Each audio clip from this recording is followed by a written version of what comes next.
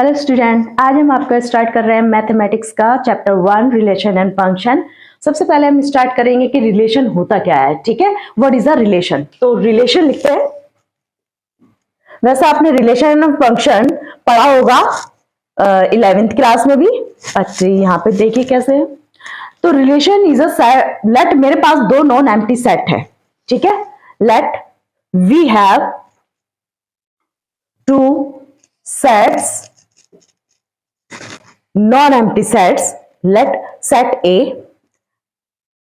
and set B,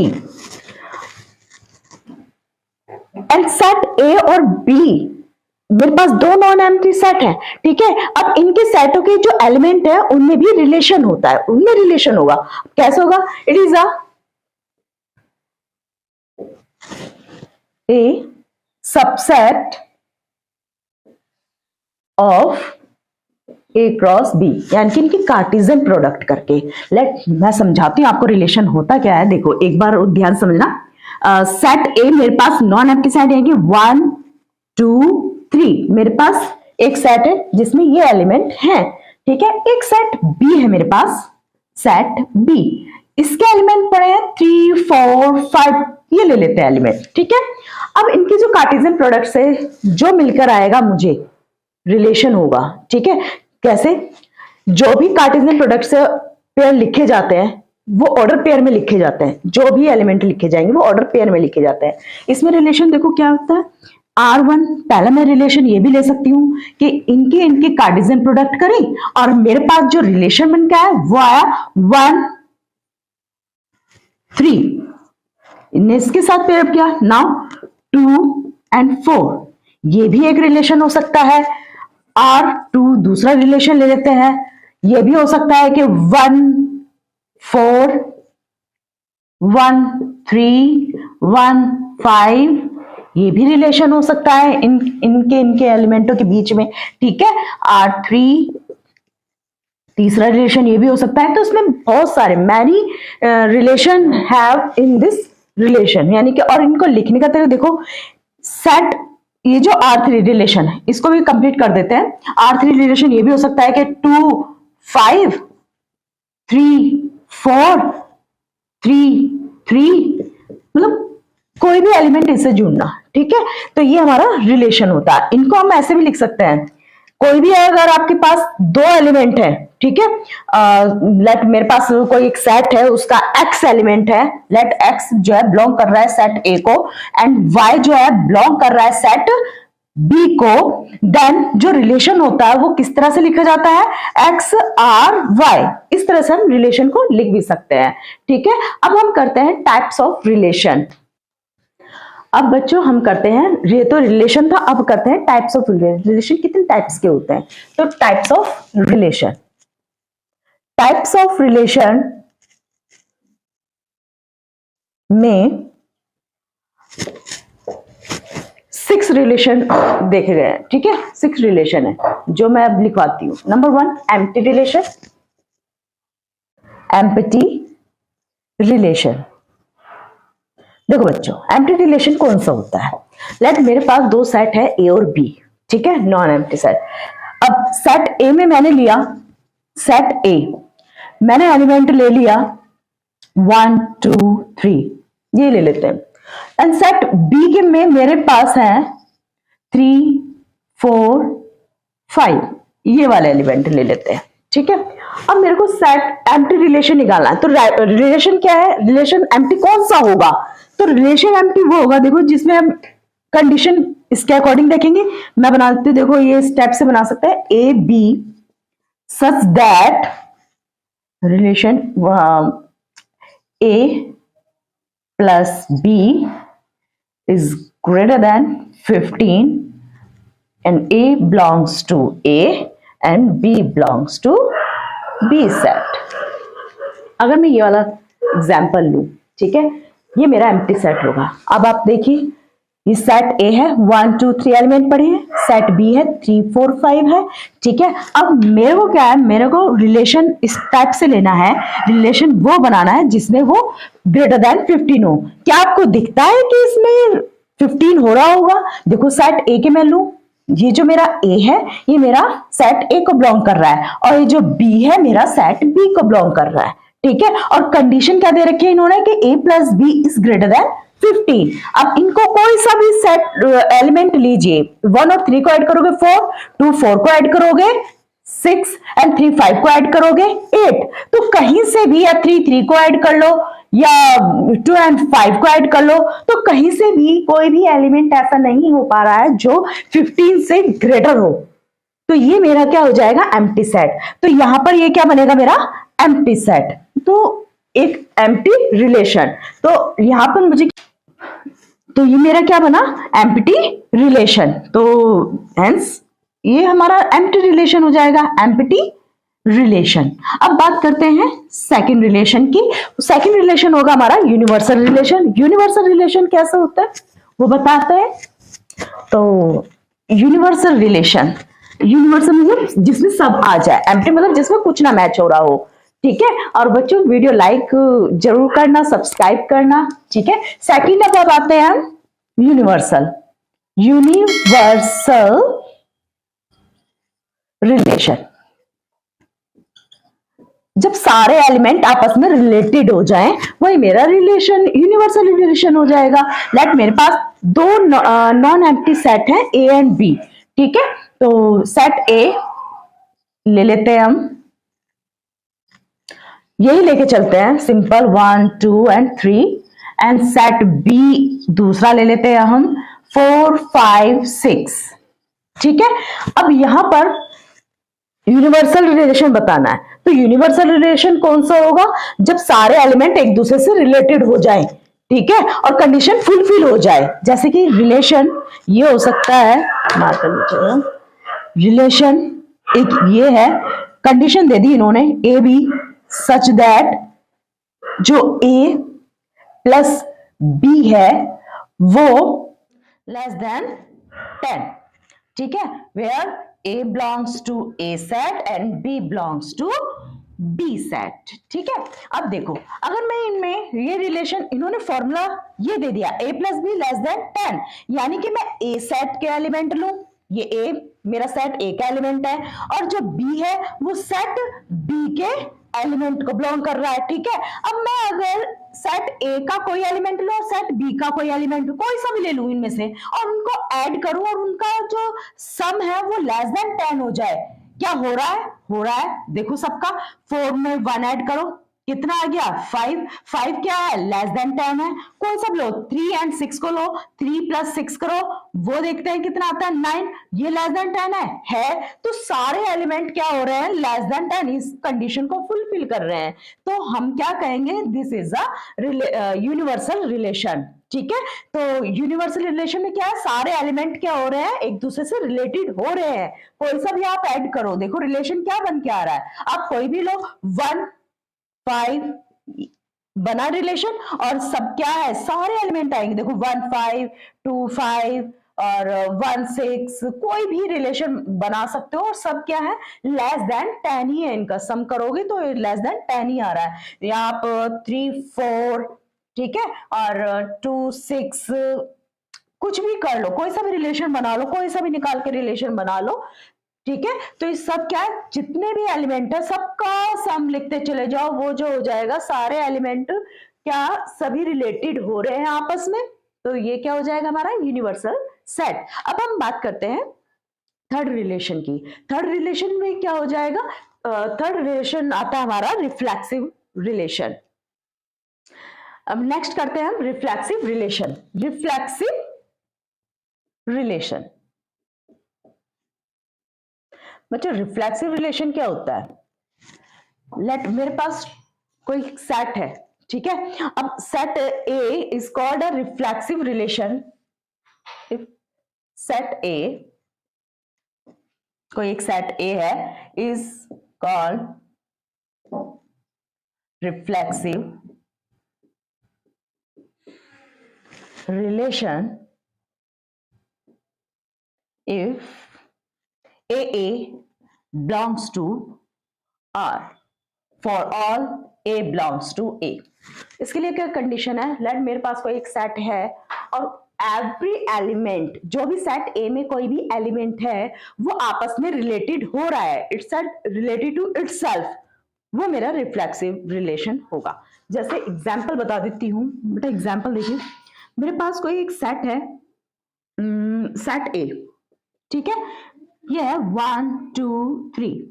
अब जो relation है वो स्टेप्स होना चाहिए, वो रिलेटेड होना चाहिए अपना आप से इटसेल्फ, यानी कि मुझे वहां पर, और फॉर ऑल एलिमेंट, इसमें एक कंडीशन और लगेगी, फॉर ऑल एलिमेंट, जैसे कि 1 1 2 2।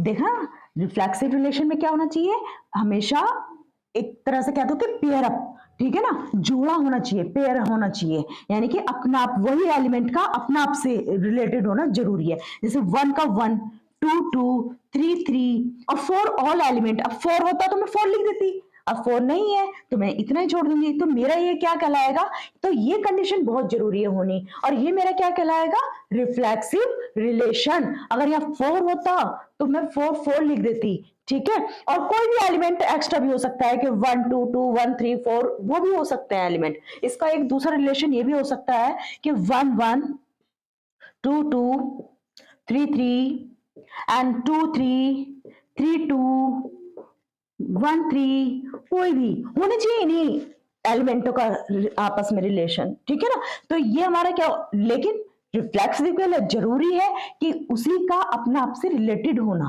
ठीक है ना, itself, related to itself, यानी कि ये मुझे जरूर मिलने चाहिए इसमें। अब ये चाहे हो या ना हो, मेरा रिफ्लेक्सिव का एक ही वो है कि रिफ्लेक्सिव के लिए मुझे ये पेयर जरूरी है, और हर एलिमेंट का, ठीक है।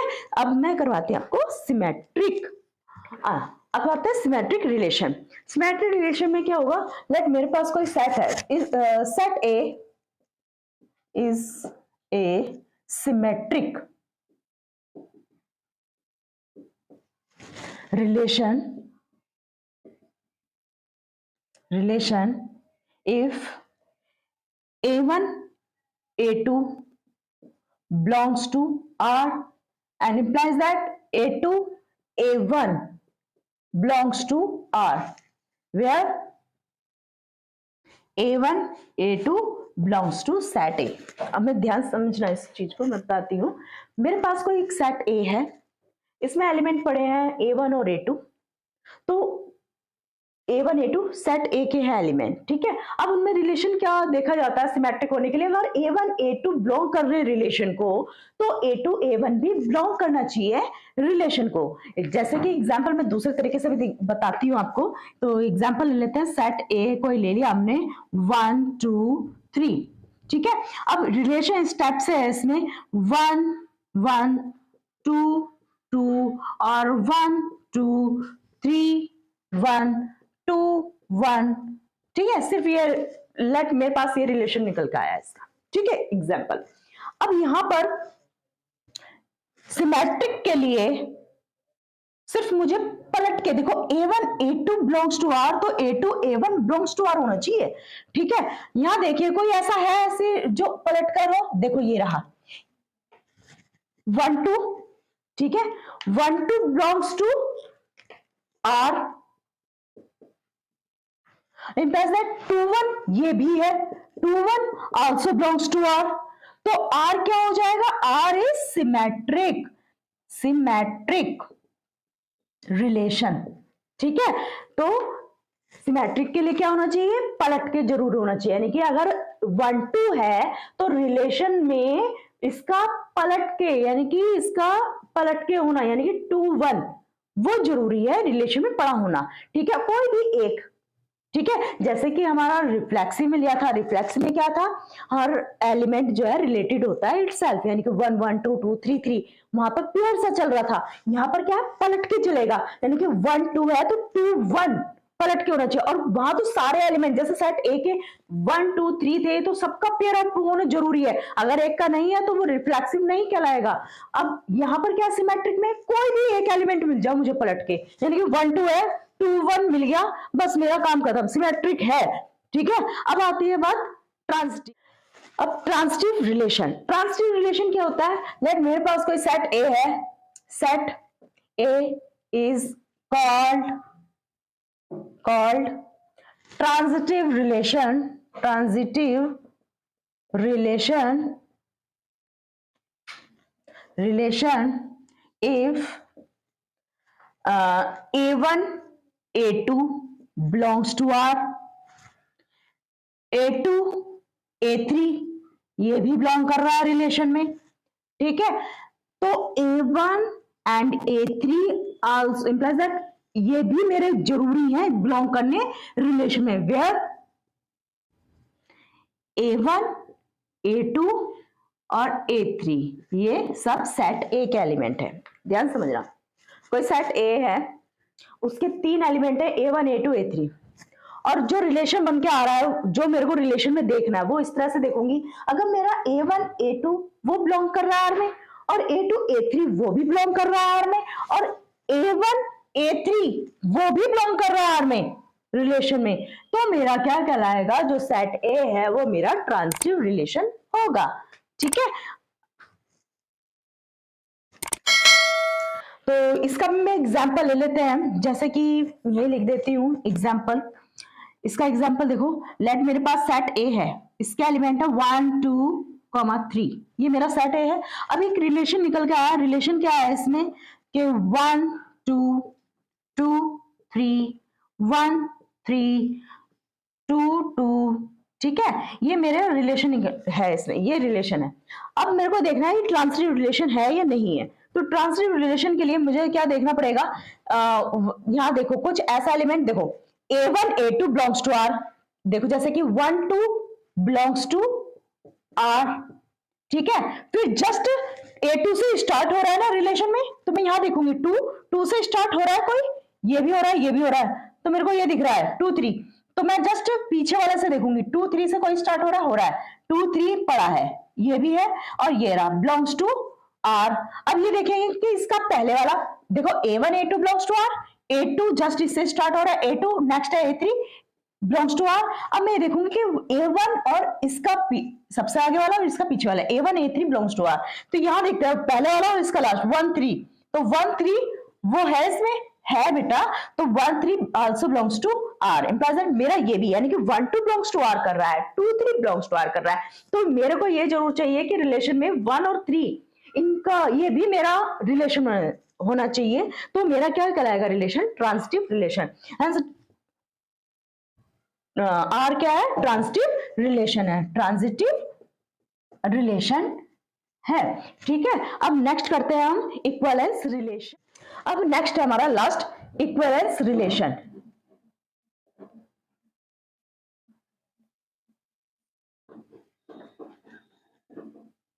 इक्विवेलेंस रिलेशन, बच्चों अगर समझ में आ रहा है तो सब्सक्राइब जरूर कर देना चैनल को, ठीक है, और लाइक कर देना अगर थोड़ा सा भी पसंद आ रहा हो।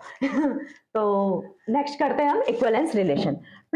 Set A is called equivalence relation if relation reflexive हो, सिमेट्रिक हो, ट्रांजिटिव हो, तीनों कंडीशन अगर उसमें हो रही हैं तो वो इक्विवेलेंस रिलेशन होगा। तो set A is called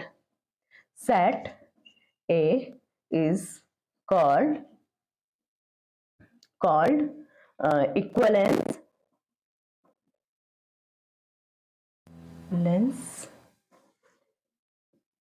relation if relation is R is reflexive, symmetric,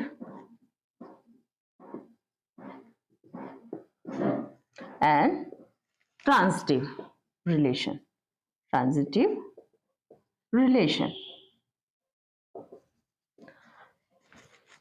कोई भी सेट इक्विवेलेंस तभी होगा, रिलेशन कोई भी रिलेशन इक्विवेलेंस रिलेशन तभी होगा जब वो रिफ्लेक्सिव भी हो, सिमेट्रिक भी हो और ट्रांजिटिव भी हो, तीनों कंडीशनें पड़ी होंगी। अगर इनमें से कोई तीनों नहीं फुलफिल कर रही है, यानी कि रिफ्लेक्सिव है, सिमेट्रिक है, ट्रांजिटिव नहीं है, तो वो भी रिलेशन क्या होगा, इक्विवेलेंस रिलेशन नहीं होगा। तो तीनों का होना बहुत जरूरी है, तीनों फुलफिल करनी जरूरी है। एग्जाम्पल मैं आपको करके दिखाती हूँ इसमें, जैसे कि मैं कोई एक सेट ले लेती हूँ, ये आगे समझे, इक्विवेलेंस रिलेशन को दिखाएंगे कैसे, यानी कि उसका रिफ्लेक्सिव होना जरूरी है, सिमेट्रिक होना जरूरी है और ट्रांजिटिव भी होना जरूरी होता है। तो अब कराते हैं हम इक्विवेलेंस रिलेशन, एग्जांपल लेते हैं, ठीक है। तो इक्विवेलेंस रिलेशन को एक सेट ए ले लिया मैंने, इसमें है 1, 2, 3 सेट, मतलब ये एलिमेंट है और रिलेशन है इस टाइप से 1, 1, 2, 2, 3, 3, ठीक है, और 1, 2, 2, 3, 3, 1, 1, 3 एंड 2, 1, बस चलो ये ले लेते हैं और कुछ नहीं, ठीक है। अब आप यहां पर हम देखेंगे इक्विवेलेंस रिलेशन कब होता है। इक्विवेलेंस रिलेशन तब होगा जब वो रिफ्लेक्सिव हो, सिमेट्रिक हो, ट्रांजिटिव हो, ठीक है। तो रिफ्लेक्सिव सबसे पहले करते हैं रिफ्लेक्सिव रिलेशन, ध्यान से समझना बच्चों। रिफ्लेक्सिव रिलेशन हमारे पास क्या है, 1, 2, 3 बिलोंग्स टू ए, यानी कि मेरे तीनों एलिमेंट सेट ए में है और मुझे तीनों का क्या चाहिए, पेयर अप होना जरूरी है। अब देखो यहाँ 1 का भी है, 2 का भी है, 3 का भी है। अगर यहाँ 4 होता तो मैं 4 को भी लेती। अगर यहाँ पर लेट मेरे पास ये कहूं कि 3 वाला नहीं है, 1, 1 है, 2, 2 है, 3, 3 नहीं है, तो मैं कहूंगी यार रिफ्लेक्सिव नहीं है। तो जो भी सेट ए के एलिमेंट है तो सभी का पेयर अप होना बहुत जरूरी है, ठीक है। तो 1, 1 belongs to R, 2, 2 belongs to R और 3, 3 belongs to R for all, ठीक है। यानी कि सारे एलिमेंट का होना बहुत जरूरी है, पेयर अप होना, ठीक है। ये सारे रिलेटेड होने चाहिए आपस में इटसेल्फ, ठीक है। 1, 1, 2, 2, 3, 3, 4, 4, 5, 5, 6, 6 अगर होता तो मैं करती। यहाँ 3 तक एलिमेंट है तो मैं 3 तक ही जा रही हूँ, 1, 1, 2, 2, 3, 3 ये मेरे रिलेशन में पड़े हैं। तो मेरा ये क्या हो गया, R reflexive, R is reflexive relation.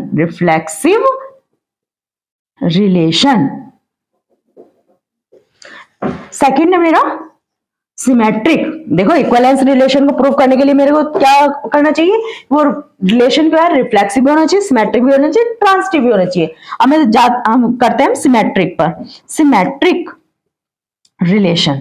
अच्छा सिमेट्रिक रिलेशन में क्या होना चाहिए बताओ बच्चों, सोचा? हाँ बिल्कुल ठीक, पलट के होना जरूरी है। अगर मेरे पास कोई 1, 2, ठीक है, 1, 2 पड़ा है तो मुझे इसका 2, 1 एक कोई मिल जाए मुझे इसका पलट के। जैसे कि हम रिफ्लेक्सिव में क्या देखते हैं कि सारे एलिमेंटों का पेयर मिलना चाहिए, ठीक है। लेकिन जब सिमेट्रिक की बात आती है तो सिमेट्रिक में सबका पलट के जरूरी नहीं कि 1, 2 का तो 2, 1 का मिल जाए या 2, 3 है तो 3, 2 का मिल जाए, नहीं, कोई एक पेयर निकाल लो पलट के। जैसे कि 3, 1 है, 1, 3 है इसमें, तो मेरा काम बन गया, यानी कि सिमेट्रिक रिलेशन हो गया। तो सिर्फ एक की ही जरूरत होती है। तो 1, 3 belongs to R and implies that 3, 1 also belongs to R, ठीक है। तो R is symmetric relation, ठीक है। अब आती है बात थर्ड किसकी, ट्रांजिटिव रिलेशन।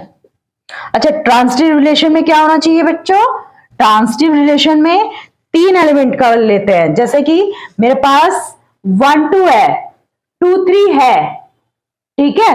तो मुझे देखो यहां ध्यान समझो, 1, 2, 2, 3 और इसका पहले इसका लास्ट 1, 3 वो भी होना चाहिए रिलेशन में। तो 1, 3 है, ये रहा, ठीक है। तो मेरा ट्रांजिटिव हो रहा है। देखो यहां पर 1, 3 नहीं 1, 2 सॉरी 1, 2 बिलोंग्स टू आर, 2, 3 वो भी बिलोंग कर रहा है आर में।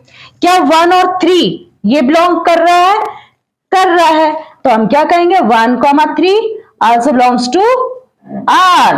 तो आर इज ट्रांजिटिव